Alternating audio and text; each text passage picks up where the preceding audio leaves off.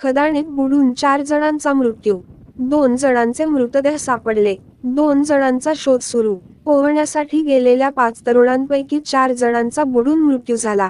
नांदेड शहरापासून अगदी जवळ असलेल्या झरी गावातील शिवारात ही घटना घडली. झरी गावाच्या शिवारात मोठी खदान आहे.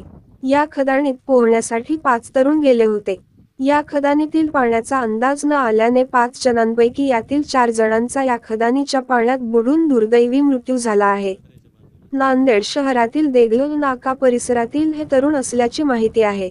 यातील एक जण वाचला आहे. वाचलेल्या तरुणाने सोबतचे तरुण पाण्यात बुडल्याची माहिती दिली.